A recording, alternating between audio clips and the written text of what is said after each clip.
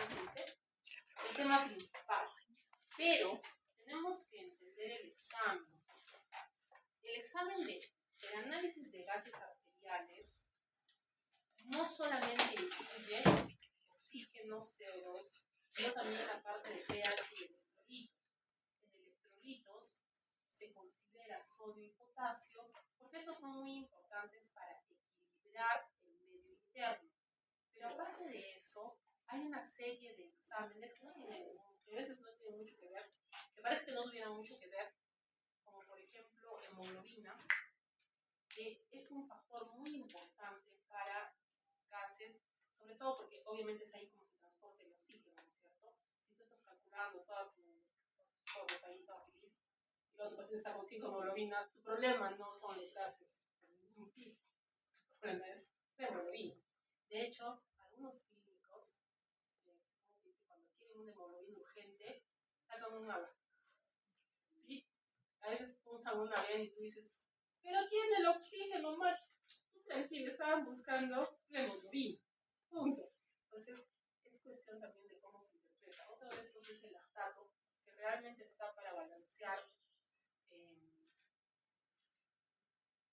equilibrio ácido-base, pero se puede utilizar en otros líquidos. A veces me han mandado unas cosas bien sospechosas en química para hacer lactato.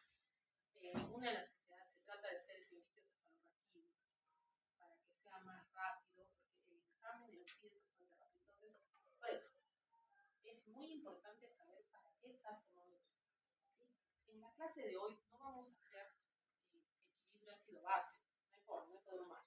Solamente vamos a hacer la parte de oxigenación, que digo, de respiración, ¿listo? Entonces, jóvenes, lo primero que tienen que saber es que ha cambiado la lista de pedidos. Antiguamente decíamos, soy médico. Sí, de repente se va a operar un apéndice o hacer una cesárea, porque he tenido oportunidad de entrenarme. Ahora ya no es tanto así. Tenemos una lista de requerimientos. Una de las listas de requerimientos es el análisis de gases arteriales. Otra es saber el RCP. Para la residencia, el año que me gradué, propusieron intubar un paciente. El criatura del señor, yo les puedo poner una línea arterial, pero ¿cómo voy a intubar un paciente? O sea, no sé si es que lo hayan aprobado, no estaba graduando, pero esta lista va cambiando. O sea, sí, yo estoy totalmente de acuerdo. Todos ustedes tienen que poder sacar un APA. De ley. Punto. Ya intubaron un paciente que no está. De ley que no está. Creo que ahí sí se les pasó un poquito. Así, miren, el martes. Votación en tiempo real, soy un controlador.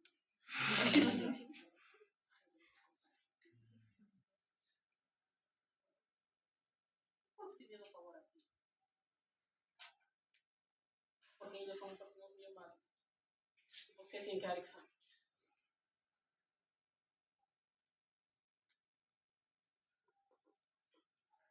He organizado una votación, he cambiado mi examen y le votaron. Pero bueno, cosas pasan. Ay, no. Yo sé que he votado por mí. ¿Quién me falta? Ahora empezamos. Un segundito, voy a conseguir mis exámenes.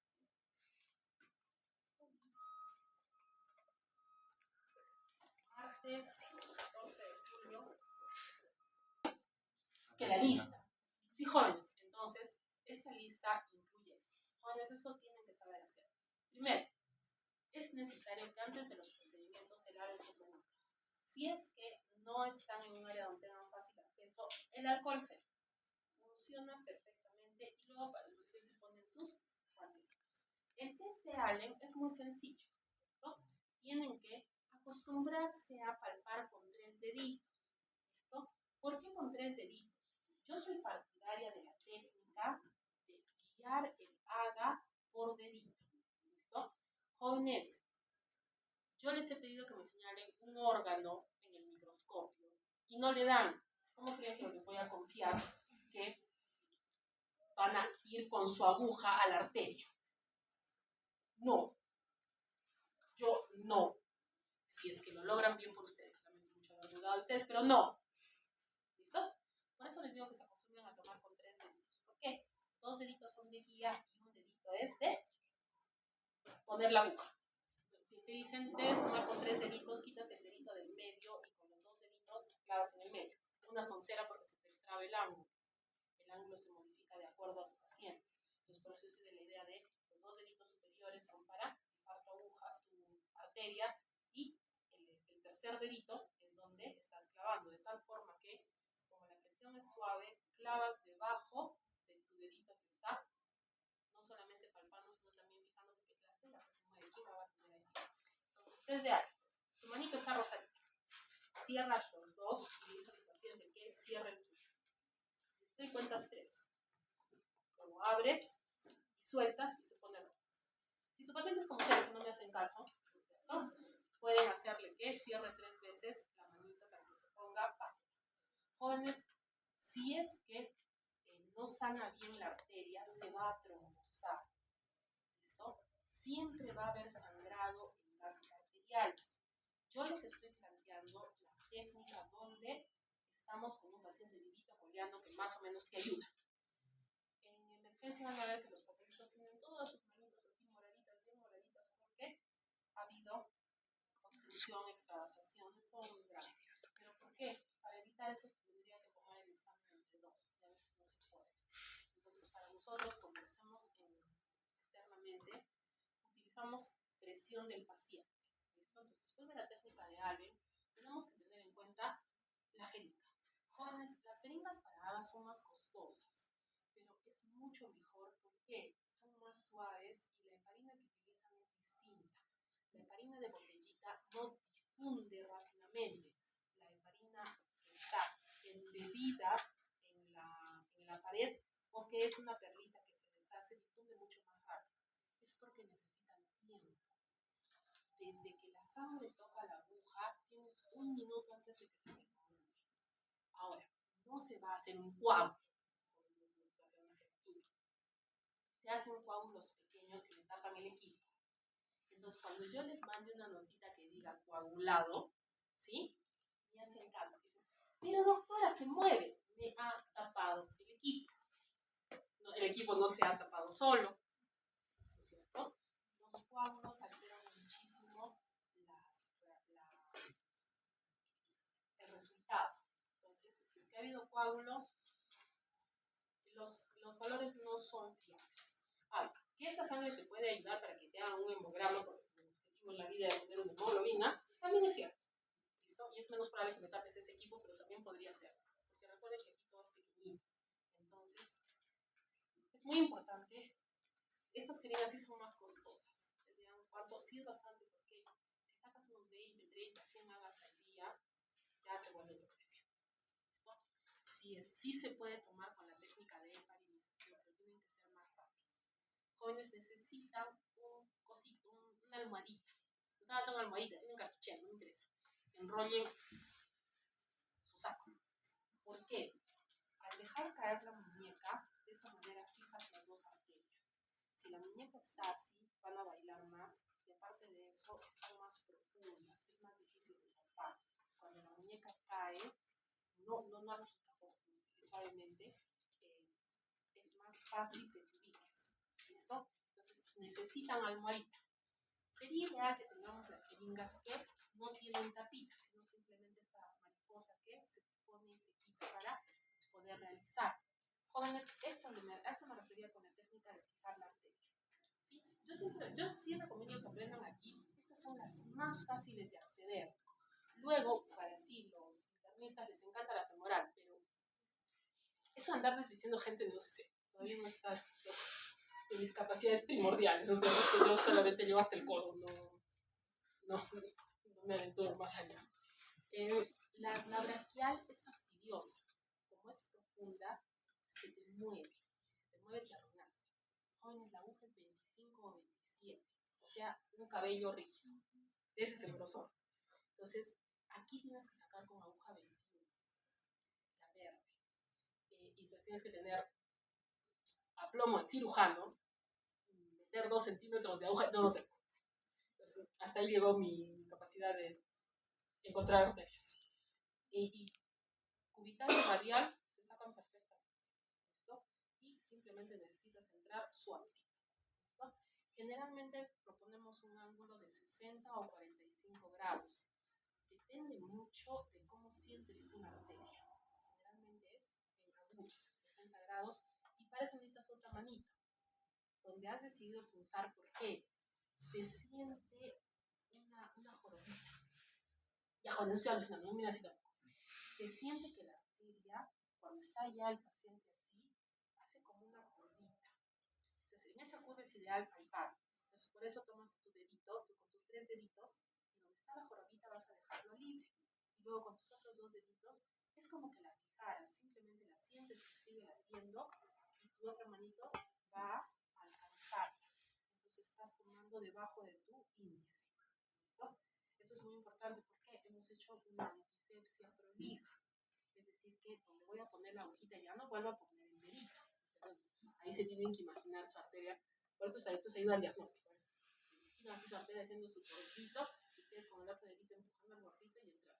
Muy bien, jóvenes, eso fue visualización total. ¿Sí? Para quien esté de acuerdo con el pensamiento positivo, si no digan, eso se ve muy raro. Y dedíquense al lado quirúrgico. Muy bien, entonces, jóvenes, la presión es indispensable. La arteria por su propia fuerza va a sangrar.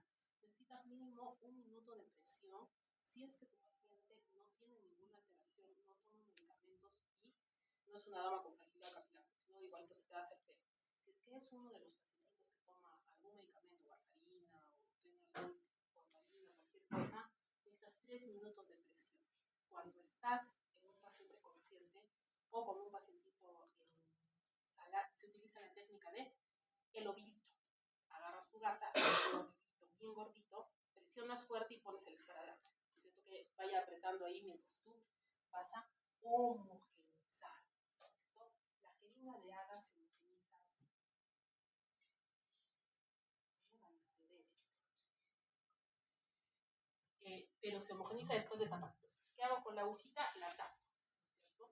Y luego hay una trampa. Esto de aquí es una forma de evitar que haya intercambio con el medio, porque recuerden que todo es microscópico.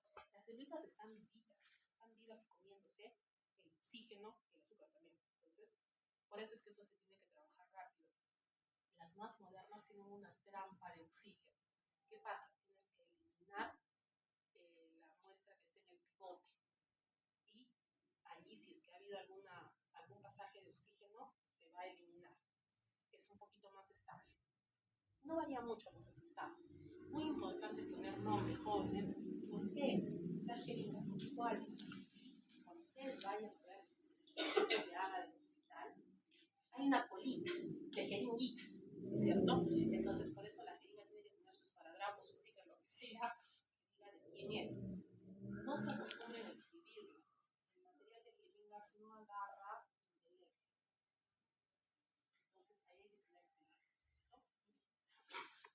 Como solamente vamos a ver la parte de oxígeno y CO2, hemos planteado un grupo de preguntitas. Preguntita 1. ¿Cómo está el oxígeno? Estoy mirando la presión parcial de oxígeno. 2. Este oxígeno que he logrado, ¿es espontáneo o terapéutico? ¿Cómo lo voy a medir? Por latido 2, que es la fracción inspirada de oxígeno. 3. ¿Qué tan severa es la alteración? PAFI.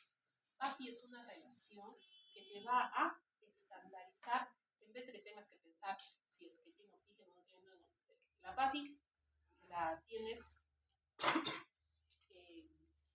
como una medida de severidad.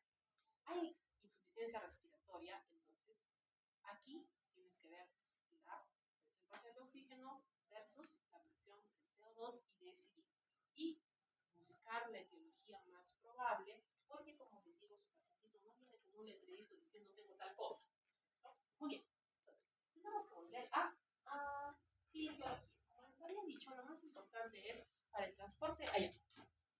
Nosotros en el laboratorio les podemos entregar la cantidad de todo en sangre. El problema está en la célula. La célula y el medio interno, esas no las mide nadie. Para eso aprenden fisiología.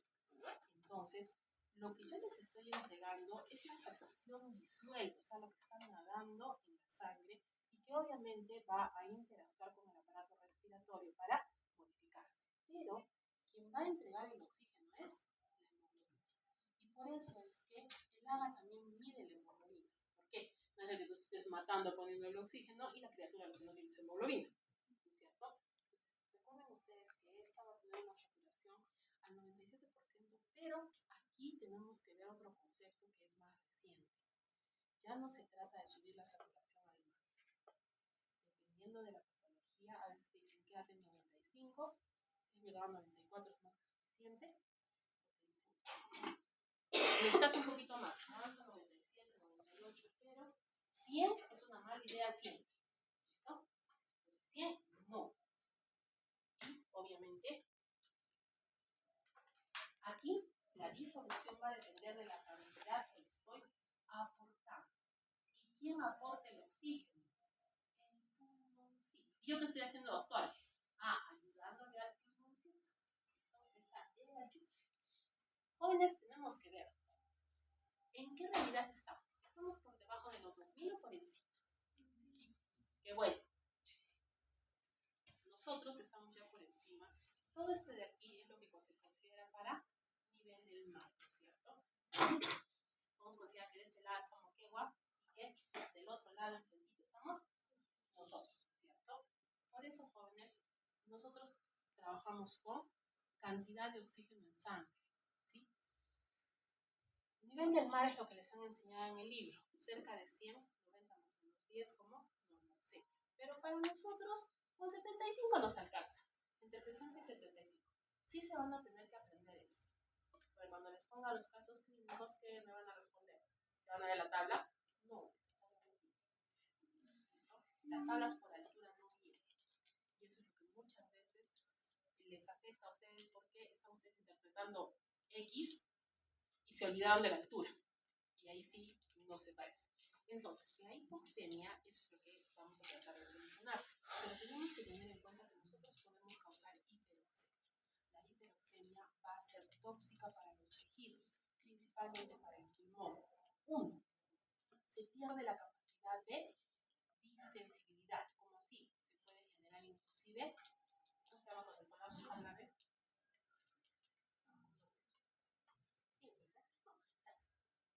Tienen ustedes que considerar que el aire es una mezcla, ¿no es cierto? Y el nitrógeno en el alveolo evita que se colapse.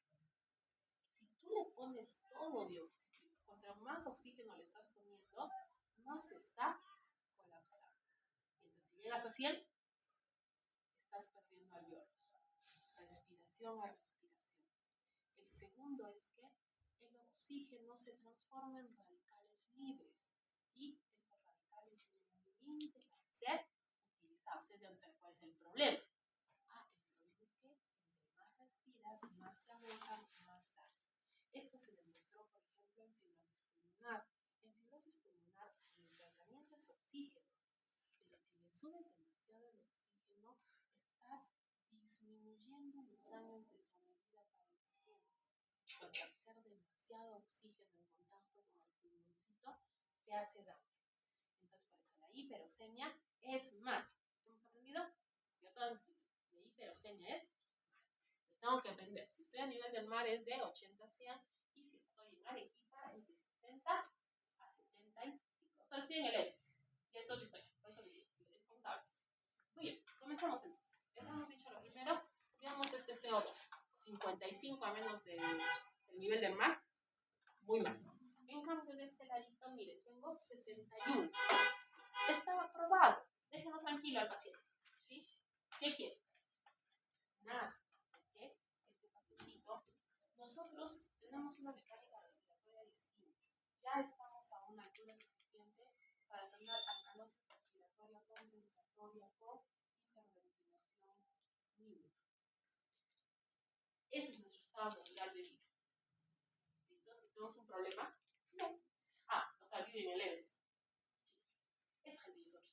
Pero también va a tener alteraciones porque es algo muy bien. Entonces, ahora, el oxígeno que estoy mirando es de aire corriente o es de balón. Esto es muy importante, jóvenes. ¿Por qué?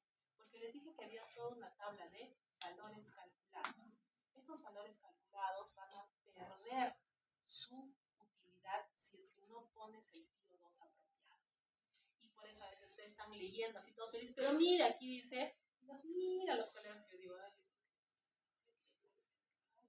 ay, ¿por qué? Porque lo primero es ver si es que la temperatura y el oxígeno del paciente están bien, sobre todo en unidades críticas como anestesia y UCI, la temperatura también les sirve. Ellos tienen sus propios equipos. Los equipos de AGA generalmente están en varios lugares, no solamente en el laboratorio. En el laboratorio exigimos FIO, y si no nos mandas FIO ponemos 0.21 y todos los cálculos se fueron a la desgracia. ¿Qué más vamos a hacer? Pero en los otros, en los especiales, sí, ahí sí. Tú los miras, pues no estás así diciendo y esto, y esto, y esto. Y nada de eso sirve porque el FIO 2 no está bien. ¿Listo? Entonces, como les decía, para cuando estás respirando por fuera del agua, esto cambia totalmente el buceo. Es otra historia. El nitrógeno cumple la función de mantener los alvéolos abiertos, porque no es difusible. El oxígeno sí, es súper difusible. Ves oxígeno y se desaparece. Entonces el alvéolo se hace más pequeñito de por sí, pero el nitrógeno es el que te va a permitir saber cómo van las cosas. Necesitas saber cuánto de oxígeno está dando. De ley, la que te van a exigir es la de 2 litros. 2 litros por cánula binasal es 28%, ¿no es cierto? Además tienes que saber que lo máximo que puedes dar por cánula binasal es 40% de FIO, ¿no es cierto? Y entonces, ¿cuál es el siguiente? Tu mascarita, 5, ¿no es cierto? Puede llegar a 60%. Y de ahí ya viene la mascarilla con reservorio, de las cuales la mejor de las mascaritas es una Venturi. No todas las mascaritas son Venturi. Venturi es un principio de dinámica de gases. ¿En qué se resume? En que tú puedes ir modificando cuánto de oxígeno estás administrando.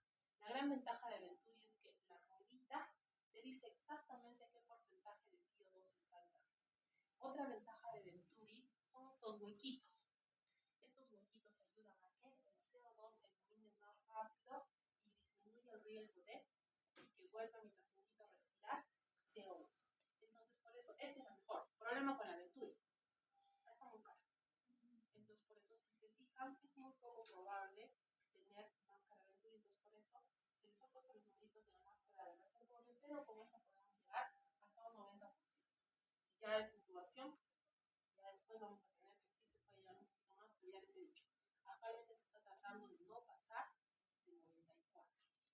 ¿Sí? El 92 ya se comienza a avalar la cosa porque no ha demostrado ninguna mejoría en comparación con,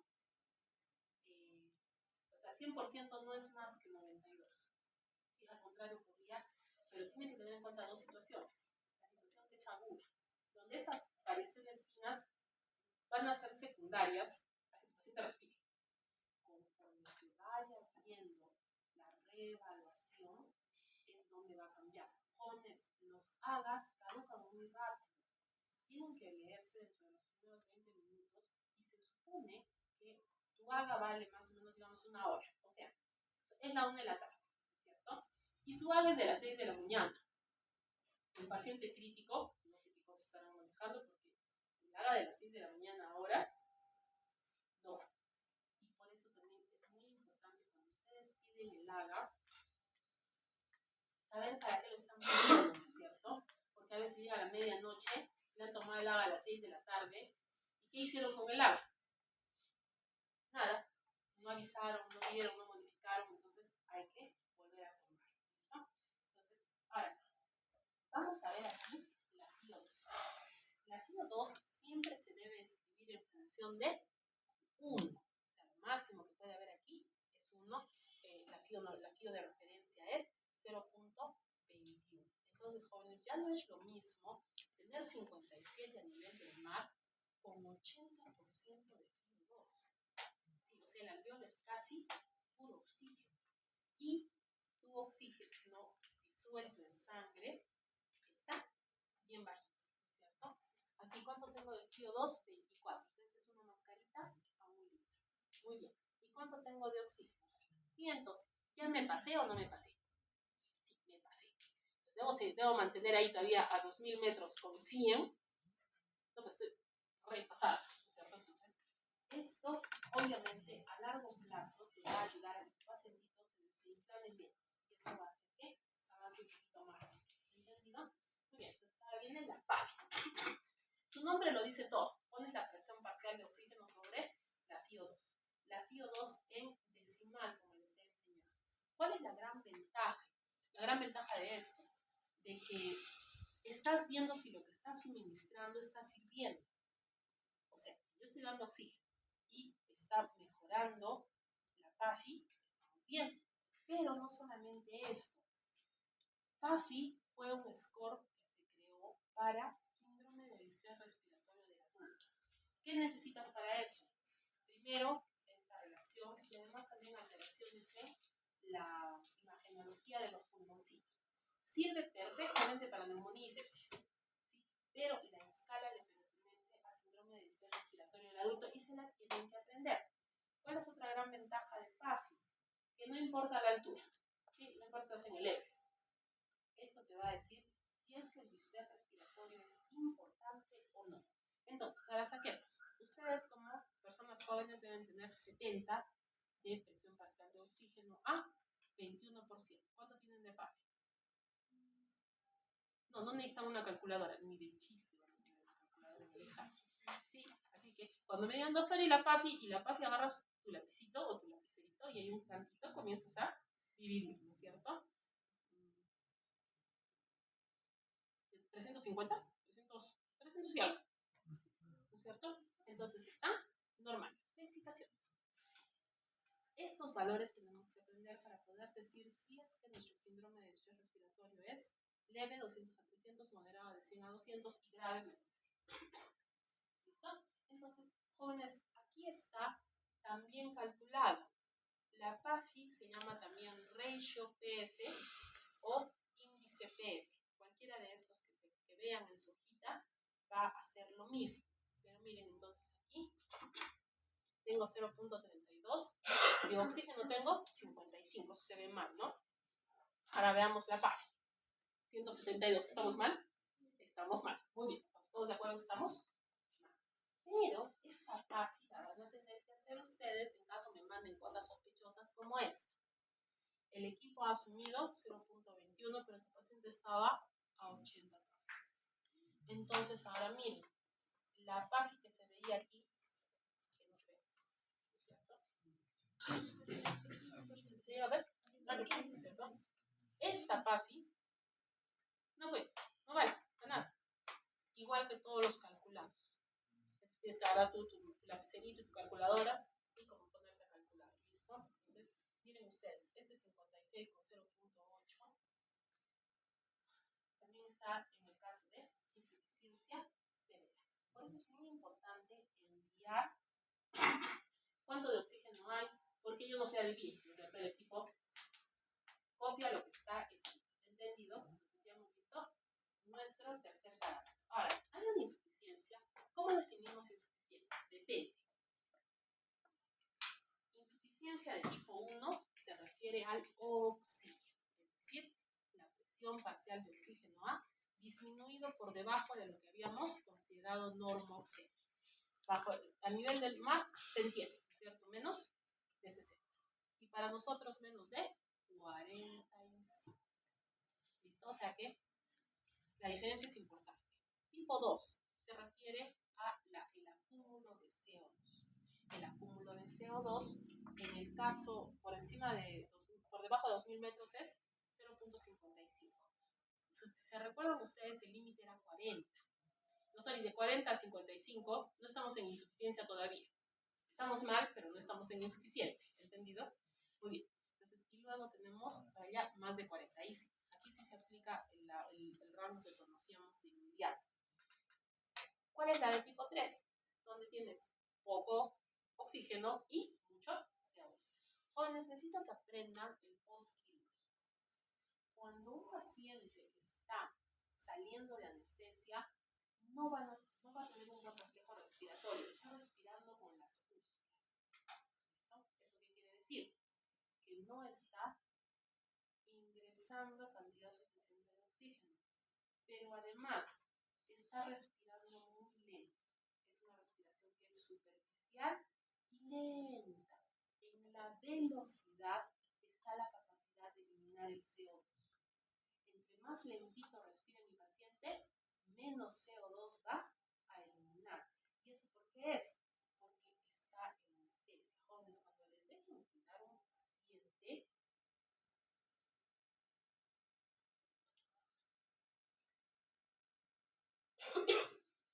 es muy frecuente que no se den cuenta, el paciente se gira un poquito y se le tapa la vía respiratoria y se comienzan a poner plomo y ustedes no se dan cuenta. Porque el paciente respira muy suavecito. Entonces, cuando no está respirando, ustedes ni cuenta se dan. Ahí es donde se va toda la desgracia. Es muy importante vigilar al paciente. De hecho, por eso se les sugiere, no sé si les han dicho que se compren su dedito, el pulsoxímetro, que jóvenes por si acaso no es para toda la vida, los pulsómetros se calibran. Y si no me equivoco, el sensor está diseñado para durar 3 años, una cosa así. Entonces, los pulsómetros no son para toda la vida.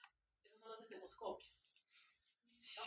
Entonces, por eso se les dice, cuida el pulsómetro. ¿Por qué? El pulsómetro apenas comienza a ver que hay una variación, va a pitear y algo tendrás que hacer. Pones esto bien frecuente. Por eso, muchos de los pacientitos demoran mucho más en salir de sala porque no están respirando apropiadamente. Hay que vigilar que su puñito esté estirado y que no se comiencen a poner plomos. Si se comienzan a poner plomos, estamos mal. ¿Entendido? Muy bien, entonces ya hemos definido insuficiencia respiratoria. Y ahora que nos falta, ¿por qué mi paciente está ahí? Entonces, revisemos aquí, ¿no es cierto? Hemos dicho, presión parcial de oxígeno, mal. CO2, fatal. Entonces, ¿qué tengo? Una mixta, ¿no es cierto? Por allá. ¿Dónde está? El oxígeno, 57, mal. El CO2, 36, más o menos. Entonces, esta es de tipo 1, ¿no es cierto? Entonces, ¿esto para qué te sirve también? Para ver lo que es las etiologías, ¿listo? Como les he dicho varias veces, el pacientito no viene con un letrerito que diga tengo tal cosa. Hay que adivinar que, bueno, hay que buscar qué es lo que tiene. Entonces, la relación alveolo arteriolar te va a decir cómo está la membrana, ¿sí? Si volvemos a histología, esas buenas épocas donde ustedes sabían que esto tenía un membrocito y una membrana basal y el intersticio y el endotelio capilar y la fluidez de la membrana celular y que esa es despreciable porque es muy poco probable que haya una membrana rígida. Todo eso que han aprendido y saben maravillosamente, ¿no es cierto? Se resume a que el oxígeno pasa o no pasa. El diseño original, si es que no hay ningún daño en el pulmoncito, el oxígeno pasa rápidamente. ¿Listo? Pero tenemos que recordar otra cosa. Uno de los puntos es la ventilación, es decir, el acceso que tiene ese segmento del pulmoncito al oxígeno. Y otro es la perfusión, es decir, que haya sangre circulando por aquí. Y la barrera, ¿no es cierto? Estos 3 elementos son los que nos van a permitir calcular la gradiente alveolo arteriolar. Jóvenes, física pura y dura, tienen chuchumil parámetros y para eso tienen calculadoras. Sí, sí no se pongan a calcular, es ocioso. Y además que se les sale mal, porque se necesita calculadora científica. Entonces, ponen los datitos, ¿sí? Esto que les va a orientar cuál es la etiología del paciente. Jóvenes, sobre todo, teniendo en cuenta pues, que el paciente si no está respirando no te va a poder decir, ay señor, tengo tal cosa. ¿Entendido? Entonces, ¿con qué comenzamos? Con que mi paciente tiene que tener insuficiencia respiratoria, ¿no es cierto? Esto no lo hacemos con gente sana porque no pasa. Entonces, solamente en la relación hay 2 opciones. Está aumentada o está normal. ¿Sí? Esta no se disminuye, por favor. Entonces, en el caso de que esté aumentada, es decir, te ha salido un número mayor a 15, primero tenemos que ver cuáles responden a oxígeno. O sea, les pones el oxígeno ahí, se va mejorando mi pacientito. Aquí lo que estamos viendo es que si la membrana está sanita, nuestra capacidad de difusión de CO va a estar normal. Doctora, ¿qué cosa es la capacidad de difusión de CO? Ese es un examen que se puede realizar, es con radioisótopos, pero ¿qué es lo que te está diciendo si es que la membrana está sanita? ¿Sí se acuerdan todas las capas que les acabo de contar entre el alveolo y el glóbulo rojo? Es esa. Doctora, pero normalmente cuando hacemos eso, por eso hacemos prueba terapéutica. Le pones oxígeno y mejora, entonces, ¿qué concluyes? Que la capacidad de difusión de CO2 está normal, ¿cierto? Y si tienes ese caso, ¿qué es lo que pasa? Puede ser que tengas un alveolo que no tiene irrigación. Eso se llama alteración, ventilación, perfusión. Y el espacio muerto es lo contrario, ¿no es cierto? tiene circulación, pero tu alvéolo no tiene acceso a oxígeno. Entonces es lo mismo, técnicamente, ¿no es cierto? Pero es que el nombre es ventilación de perfusión cuando no tienes circulación. Y espacio muerto, cuando tienes circulación ahí pasando y esperando y diciendo dónde está el oxígeno, pero no tienes oxígeno en el alvéolo de manera apropiada. Muy bien. Entonces, si es que te saliera esto bajo, ¿qué significa? Que tienes tu membranita enfermita, ¿no es cierto? Aquí tenemos varias, como por ejemplo la fibrosis pulmonar, todas las intersticiales que hacen que el pulmoncito se vuelva más rígido, ¿no es cierto? Muy bien. Ahora, la que no responde a oxígeno es un shunt. ¿Cuáles son los shunts? Las malformaciones cardiovasculares, ¿no es cierto? Que se está yendo de un lado para otro y no está oxigenando como debe ser. Muy bien. Ahora, si es que tienes la gradiente alvéolo alveolar normal, punto número 1. ¿Cómo está tu CO2? Está aumentado. Ayer tu paciente está hipoventilado. Jóvenes, la enfermedad por hipoventilación más famosa de estas es miastenia gravis. ¿Se acuerdan de miastenia gravis? Mi pacientito que me va haciendo ojitos. Jóvenes, los pacientitos con miastenia gravis normalmente están conscientes hasta que te comienzan a hacer ojitos. Pues generalmente son damas, pero también pueden ser varones. Jóvenes que comienzan a hacer ojitos. Como se comienza a agotar el músculo, el paciente comienza a hacer así, porque quiere seguir hablando. Si te comienza a hacer ojitos, se le está cansando el músculo. Y no me preocupa que se le canse la voz ni que se le canse el ojo. Me preocupa que se le canse el diafragma. ¿Listo? Porque cuando se le cansa el diafragma, se para y te hace paro respiratorio. Entonces, si su pacientito con miastenia gravis comienza a hacer ojitos, le está faltando, le está sobrando CO2. ¿Sí? Y está así de ponerse mal. Entonces, por favor, vigilar que el pacientito con miastenia gravis no les haga ojitos. ¿Listo? Muy bien, el otro. Si es que estamos con la cantidad de CO2 normal o en alcalosis respiratoria. ¿Qué significa alcalosis respiratoria? El paciente está respirando muy rápido. ¿Qué es lo que nos pasa en altura? En altura generalmente no acumulamos CO2 fácilmente porque siempre estamos respirando hasta que te cansas y ya, pues ahí sí comienzas a acumular, ¿no es cierto? Aquí, ¿qué ha pasado? El aporte de oxígeno o PO2 ha disminuido. ¿Cuál es ese? Este es el caso de los incendios. El contenido del aire en los incendios cambia. El alvéolo está lleno, pero no contiene oxígeno en cantidad apropiada. Jóvenes, esto es bien importante. Pasa mucho en bomberos que han estado en incendios. ¿Por qué? Ellos están bien, hasta que los irritantes les edematizan la vía respiratoria. Entonces, ellos parece que no tienen exceso de CO2, pero cuando se les cierra la vía respiratoria, ahí sí no tienen oxígeno y tienen CO2, estamos mal. Entonces, hay que tener mucho cuidado y hay que evaluarlos. ¿Por qué? Porque a veces están intoxicados sin que se den cuenta. Y si se te pasa el tiempo, se dematiza la vía y no se les puede intubar. Y si no los intubas, no les puedes administrar oxígeno. Entonces, atentos a eso. ¿Entendido? ¿Dónde más es eso? En altura. Entonces, ya maestra, ¿qué tiene usted con el Everest? El Everest es el lugar donde hay una población cercana a una altura impensable. 4,700. No puedo caminar en Juliaca y no tiene ni 3,800. Y voy a estar caminando a 4,700. Y yo digo, de repente irán a trabajar ahí, no sé, si hay un puesto médico ahí. A toda la gente que quiere subir al Everest. Pero aquí está lejos. Tenemos ahí uno enfrente, ¿no es cierto? Entonces, en caso de que los pacientitos decidan subir al Misti ahora en agosto, el aire está enrarecido, por lo tanto, ahí no va a haber aporte de oxígeno. No es culpa del paciente, sino es que le está faltando oxígeno literal. ¿Entendido? Entonces, por favor, si es que están en cualquier sitio, averigüen cuáles pueden ser sus emergencias.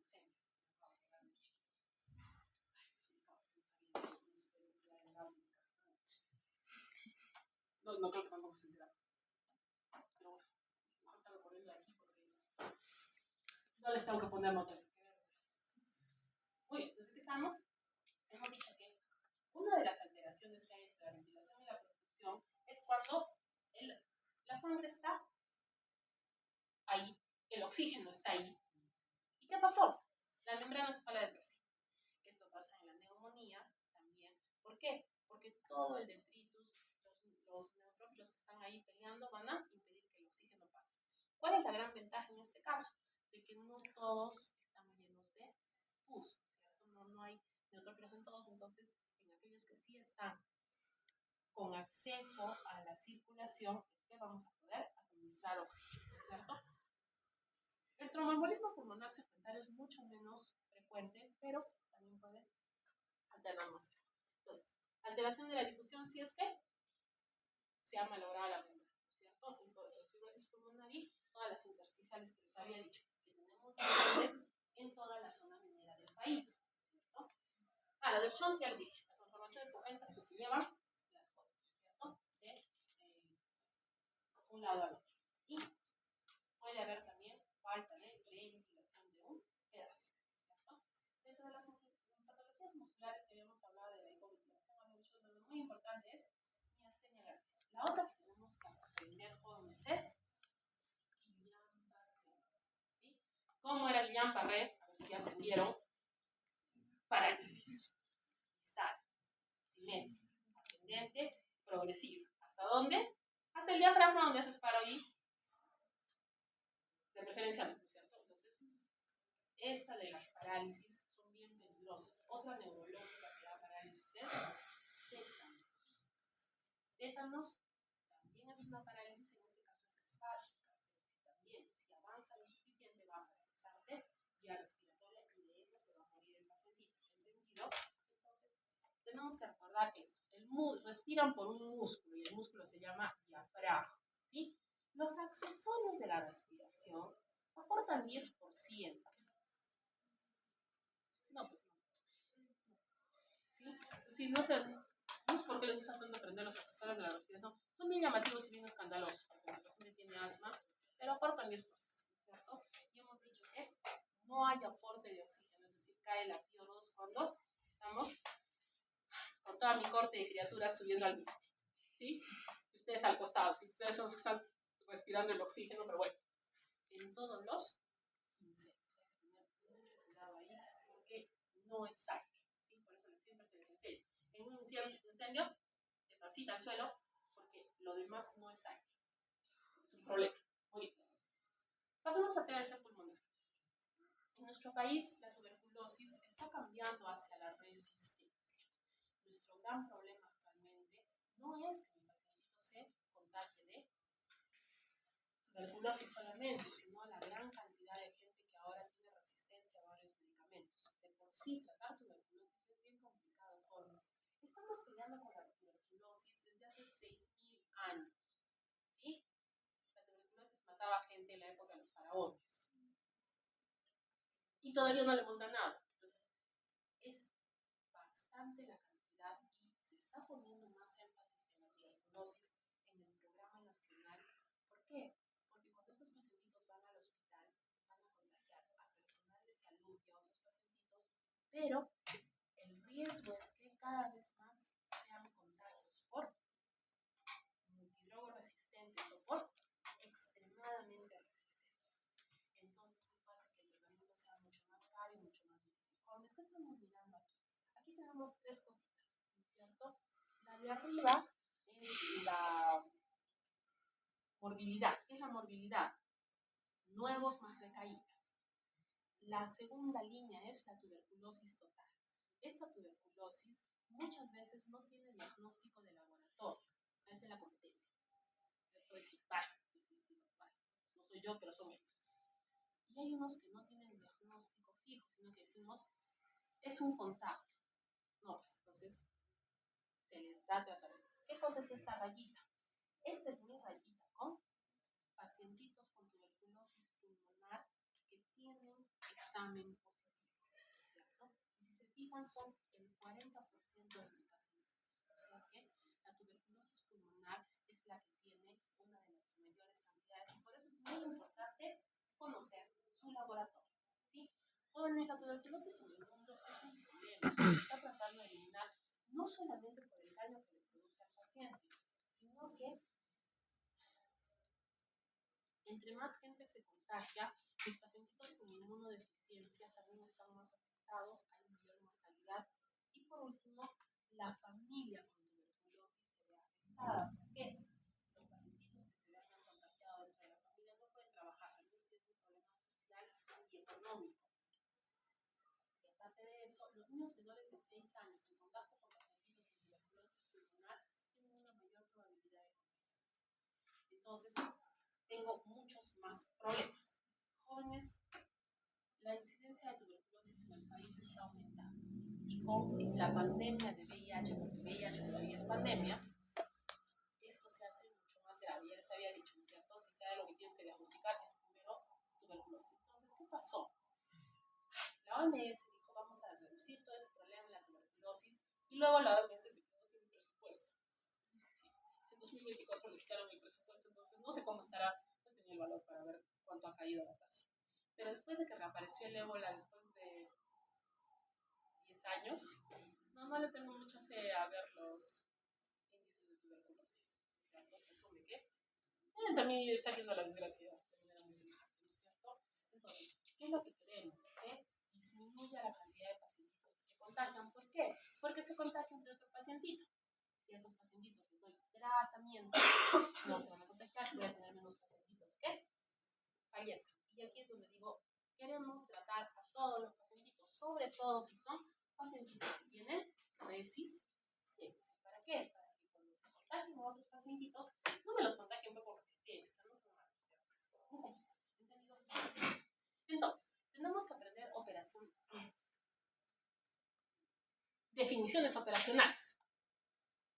¿Qué hace en salud pública? ¿Qué es una recaída?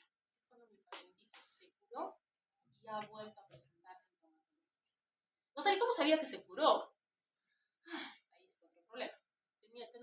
Teníamos algunos criterios de laboratorio, pero obviamente podrían no haber sido los mejores porque esta tuberculosis puede estarse escondiendo. Entonces, los casos nuevos más las recaídas se encuentran en una situación a diferencia de los casos tratados. ¿Cuál es la diferencia entre una recaída y un caso tratado?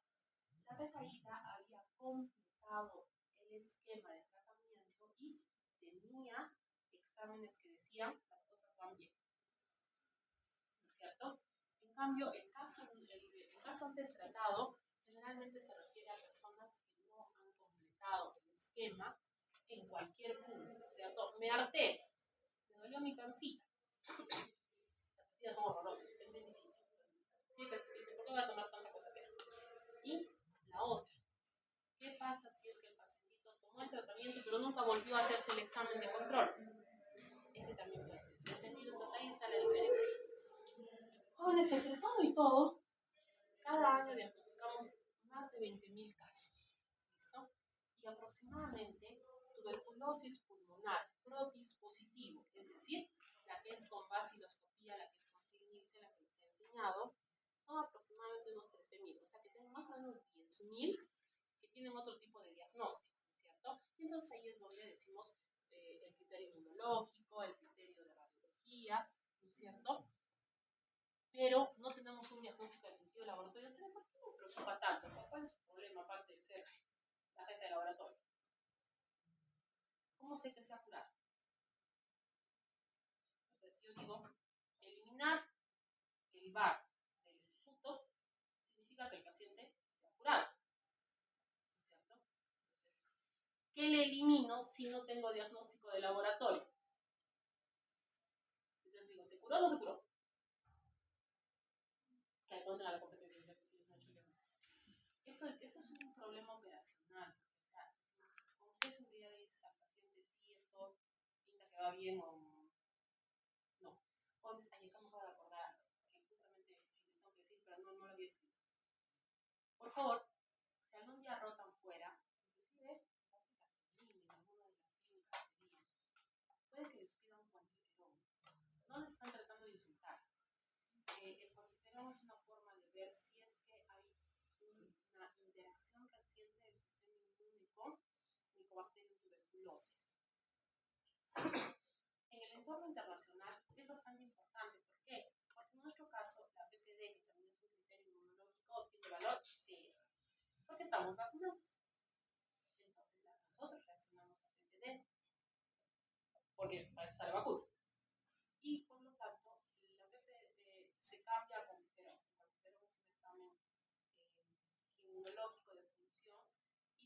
dice si es que ha habido algún tipo de contagio.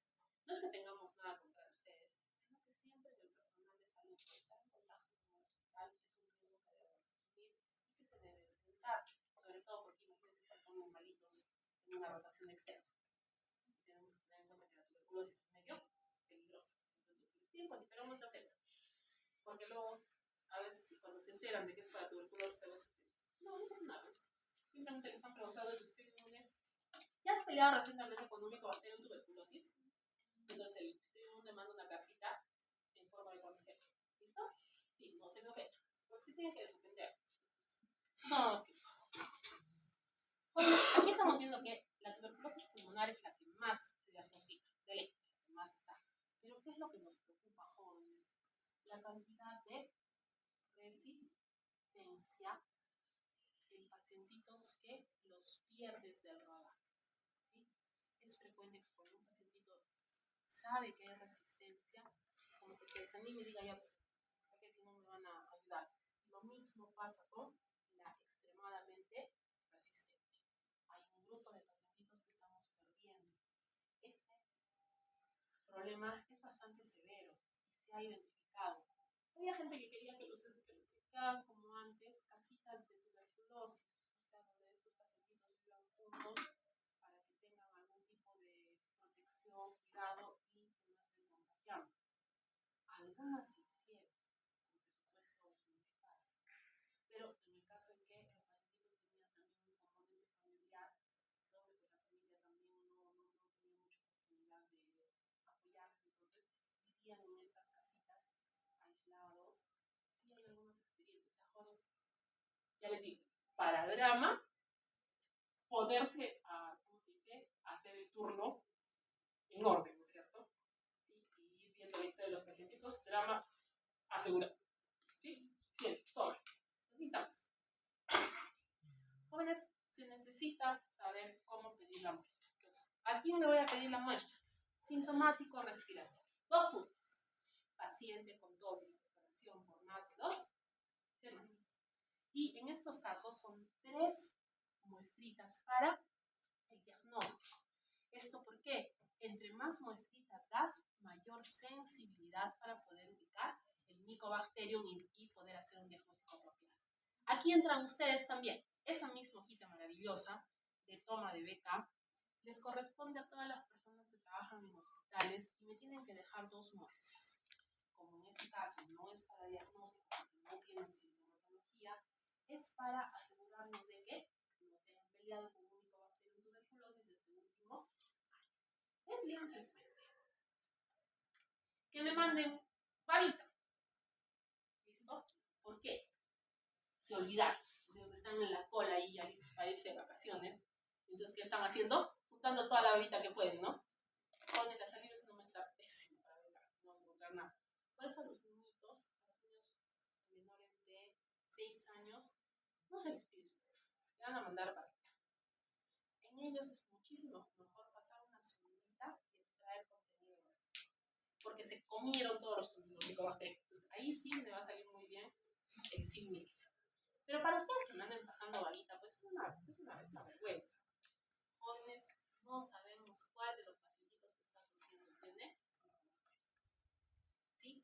Y entre más rápido se puede identificar, mejor.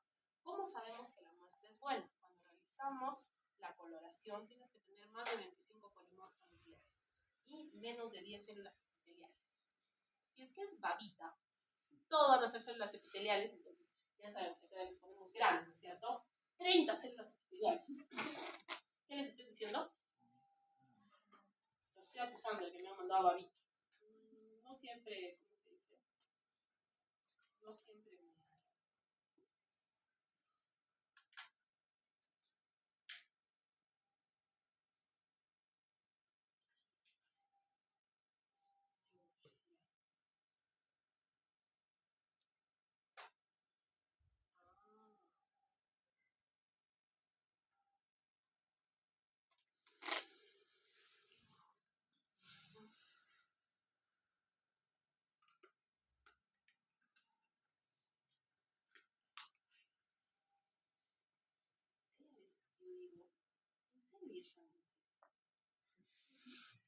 No, las preguntas que me hacen son pues una cosa de, ¿están probando mi paciencia, mi capacidad de razonamiento? O ustedes son los que los van a poner en examen de los anteriores. La muestra, jóvenes. Entonces, de esta forma se puede saber si es que es una muestra que realmente va a ayudar o no le tenemos mucha fe. ¿Por qué? Porque a veces sale negativo. Aquí tenemos que tener en cuenta que si Nielsen es una coloración especial para micobacteria, pero no te dice la viabilidad. ¿Para qué tiene que ver la viabilidad? La viabilidad te expresa si el tratamiento está funcionando. Recuerden ustedes que si Nielsen también es una forma de control y es uno de los criterios por los cuales se dice que el tratamiento ha sido efectivo. ¿Qué es lo que sucede? Cuando Mycobacterium obesis Nielsen puede estar viable o puede ya estar lastimadito. Recuerden que al dañar la pared todavía quedaría el Mycobacterium, pero ya no estaría reproduciéndose. Entonces, esto va a limitar nuestra situación. Jóvenes, la norma técnica expresa los resultados en 100 campos, pero para realizar el conteo se tiene que contar por lo menos 200 campos. ¿Listo? O sea, cuando nosotros mandamos negativo, hemos contado 200 campos con nuestro palito, ¿cierto? Después cuando me mandan babita, me preocupa porque igual hay que contar los 200 campos, pero si la muestra no es apropiada, disminuye la sensibilidad. Cuando nosotros reportamos, se considera positivo desde un solo bacilo. ¿Listo? Una cruz es que tenemos de 1 a 9 bacilos en los 100 campos que he contado. Lo que vamos a hacer es ir disminuyendo los campos. 2 cruces es hasta 10 bacilos en 50 campos y 3 cruces es más de 10 bacilos en 20 campos. Ahora te voy a contar con estos criterios, jóvenes, la sensibilidad es buena cuando mi paciente pues ya está en una situación avanzada. La tuberculosis cavitaria significa que ya ha habido destrucción gaseosa de partes del pulmoncito y que mi pacientito ya tiene huequitos. Entonces me va a dar positivo. Luego, si es que hay una infiltración, va a caer bastante. Podemos tener simplemente la mitad de las muestras. Mientras el pacientito está con nódulos, o sea, la tuberculosis no ha salido de los ganglios, puede tener hasta 50% también. Por eso es que a veces el diagnóstico tiene otro criterio que no es laboratorial. Ese nódulo lo va a ver en rayos X. Y entonces, si tiene criterio radiológico, pasa. Entonces, ¿con qué le hacemos el control? Es una buena pregunta. Los cultivos mejoran muchísimo la sensibilidad. Antes de que hubiera todo lo que es PCR, este era el gol estándar. El problema es que demora más. Entonces aquí tenemos que tener en cuenta que tenemos varias técnicas. MOX es un medio líquido y este de aquí normalmente tarda una semana, pero la respuesta te puede tardar entre 10 y 14 días para mirarte. O sea, toda una semana es que lo lea quien esté en el laboratorio, no que lo tengas tú en la manito. Jóvenes, otra de las grandes ventajas del MOX es que te permite ver resistencia a isoniazid y rifampicina. Entonces, no solamente estás diagnosticando al paciente, sino además también estás evaluando la resistencia a los 2 primeros fármacos de tratamiento. Ogawa va a tardar 2 semanas, es también un medio líquido, parece un poquito más demorado, pero no todos los establecimientos van a tener. Lo que son medios sólidos, Middlebrook fue ¿cómo se dice? Una ayuda importante porque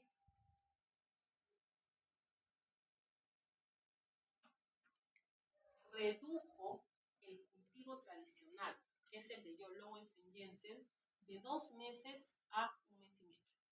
Porque tengan en cuenta de que en muchos casos este es el que te decía si es que de verdad había la enfermedad. ¿Por qué?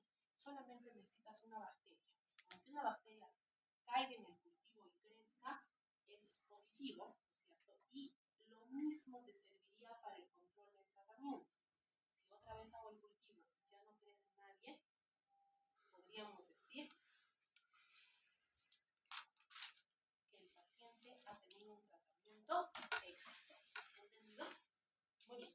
Entonces, ¿por qué les digo antes de que venga venga esto de la biología molecular. La cantidad de problemas económicos, de riesgos para la salud y riesgos para otras personas que tienen la tuberculosis ha hecho que se esté incrementando el uso de diagnóstico molecular. En el país se está tratando de utilizar cada vez mayor cantidad de estos. ¿Por qué? Porque estos sí te pueden dar seguimiento. Al necesitar cantidades muy pequeñas de Mycobacterium, te van a poder identificar si es que el tratamiento ha sido realmente exitoso. Bueno, en primer lugar, te van a ayudar muchísimo para el diagnóstico, ¿cierto? Esas sensibilidades de Sil-Nielsen con 50% de probabilidad incrementan notablemente. Y aparte de eso, para el control, si tu pacientito está reaccionando al tratamiento, al indicarte si es que hay material genético o no, te puede decir cómo está yendo también. ¿Listo? GeneXpert va a encontrar el Mycobacterium aunque este esté lastimadito. Como así, o sea, si ya le has dado tratamiento al Mycobacterium está lastimadito, igual puedes encontrar material genético. Aquí te va a indicar resistencia por genética, o sea, mucho mayor sensibilidad para poder identificar aquellas cepas resistentes. Tarda 2 horas. El genotype está ganando adeptos. ¿Por qué? Porque no solamente te mide rifampicina, sino también isoniazida. Único detalle, se demora 2 días. Pero teniendo en cuenta que lo mejor que podíamos tener era una semana hace un rato, ¿no es cierto? ¿Hemos mejorado bastante? Sí. Y la sensibilidad y especificidad es bastante alta. Ahora, ¿qué es la circunstancia? Estos de aquí se trabajan con esputo, o sea, muestras para tuberculosis pulmonar. Pero ¿qué pasa con todas las otras tuberculosis? Pues que las personas que hacen las pruebas han dicho, ¿y qué pasa pues si ponemos líquido cefalorraquídeo? ¿Qué sería lo peor que pasa? Que no funciona. Ah, bueno.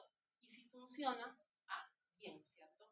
Entonces, ¿qué es lo que dice el fabricante? El fabricante ha diseñado esto y ha estandarizado esto para muestras pulmonares. ¿Puedo poner otras? No te dicen que sí, pero te dicen cómo. Los señores que compraron nuestro equipo en tal lado pusieron líquido cefalorraquídeo y lograron leer, yo qué sé,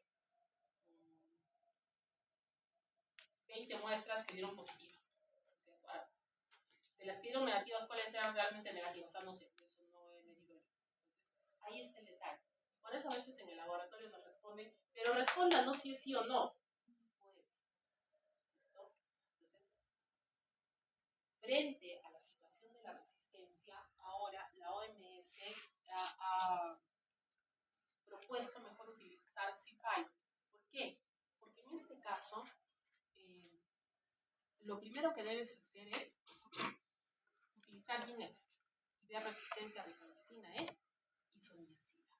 Pero necesitas también una cantidad suficiente de material genético. Si es que la muestra tiene muy poquito material genético, no vas a poder hacer el estudio extendido. Esto es como hacer un antibiograma extendido, pero con muchos más ceros. ¿Listo? Entonces, no se utilizan muestras, sino tomas la muestra pulmonar y vas a medir resistencia a isoniazida, fluoroquinolona, silicacina, canamicina, capromicina y etionidina. Es decir, ya medicamentos que son de segunda y tercera línea de tratamiento. Doctor, y los demás, pues no tenemos todavía jóvenes, ¿sí? Eso está en lo que hemos logrado. ¿Y qué hacemos con los otros líquidos? Por ejemplo, líquido cefalorraquídeo, que es uno de los casos más severos. Hay gente que lo ha metido, ¿sí? Y por eso la OMS dice de que sí se podría utilizar porque fulanito y menganito lo utilizaron, porque ¿quién te va a prohibir utilizar una muestra que tú has comprado? Pero no está estandarizado, ¿cierto? Entonces, ¿cuál es la ventaja de esto? Poder evaluar la resistencia mucho más rápido y poder dar tratamiento y mejor pronóstico a las personas que tienen un caso de tuberculosis extremadamente resistente, que es bien difícil de tratar jóvenes y nuestra preocupación principal es que se expanda. Entre más gente se contagie de resistencia, tenemos más problemas. ¿Y por qué se produjo este cambio de lo molecular? Porque jóvenes se trata de evidenciar que con los anteriores métodos no había el diagnóstico al 100%. Entonces, miren, los pedacitos amarillos, ¿no es cierto?, son las muestras que en otra tecnología, que no era un examen molecular, nos dieron negativos. Para el pulmonar, 8%, y para los extrapulmonar, 13% de muestras que se habían perdido porque la sensibilidad no era suficiente. Por eso actualmente el Ministerio de Salud está tomando esta guía y está tratando de utilizar cada vez más métodos moleculares.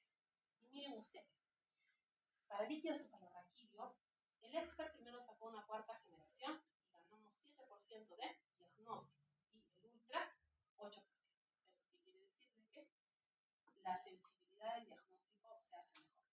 ¿Por qué es importante esto, jóvenes? Porque el diagnóstico de laboratorio te permite decir si el tratamiento ha sido efectivo, ¿cierto? Diagnóstico tiene micobacteria. Tratamiento efectivo ya no tiene, ¿cierto? Eso se entiende. En este caso, jóvenes, se trató de reevaluar las muestras que son VAR negativas. ¿Eso qué quiere decir? Que utilizando la vaciloscopía no logramos encontrar nada. Miren ustedes cuánto se recupera. En las muestras pulmonares, 14% de diagnósticos, en las extrapulmonares, 16%. ¿Y qué más nos brinda? Un criterio de evaluación del tratamiento. En otras, se ha logrado, como se dice, recuperar hasta un 18% más de diagnóstico. Entonces, por eso es que en muchos, nosotros estamos trabajando con él, o sea, no todos los hospitales tienen, pero en los centros de referencia de tuberculosis sí están trabajando. Obviamente, hasta donde alcanzan los insumos, ¿no es cierto? Por eso no se ha retirado todo lo anterior. Vaciloscopía con 3 muestras. Cultivo, ideal en cultivo, modos. ¿Sí? Si no se puede, Ogawa, lo que hay. Digo, si no se puede, Ogawa, y si no, luego este índice, lo que hay, ¿no es cierto? Y ahora con los métodos moleculares. ¿Por qué? Porque si esos negativizan, significa que el tratamiento está siendo efectivo y tienes un parámetro, ¿sí? En cambio, entre menos sea la sensibilidad, tu parámetro puede ser de que lo que haya hecho es seleccionar las bacterias resistentes. Han matado a la gran mayoría que son sensibles y ahora que queda, si vuelve a enfermar, enfermaría de las otras. Jóvenes, cuando estamos hablando de laboratorio, es muy frecuente esperar tener un resultado para poder tomar una acción. Pero usted tiene que saber cuál es el resultado que está esperando, para que en el momento que llegue el resultado, sea cual sea, porque solamente hay 3 opciones, ¿verdad? Normal, aumentado, disminuido. No hay más acá. Se tomen las acciones correspondientes. ¿Listo? Tengan en cuenta, jóvenes, de que es indispensable trabajar en equipo. ¿Sí? Cada parte del trabajo con el pacientito tiene una responsabilidad diferente. Y por lo tanto, es muy importante que los diferentes estamentos se comuniquen y sepan cuál es su pedazo. ¿Cierto? Usted, la parte clínica tiene una parte y todo lo que son apoyo tiene otra que es diferente, pero todos tienen que tratar de trabajar juntos. Entonces, por favor, no anden inventando exámenes, porque a veces piden un examen y no saben para qué. ¿Qué decisión van a tomar? No, pues normalmente es, primero, pienso qué voy a hacer con el examen, después pido el examen y cuando me llegue el resultado, actúo en concordancia. ¿Listo? Entonces, con eso hemos terminado.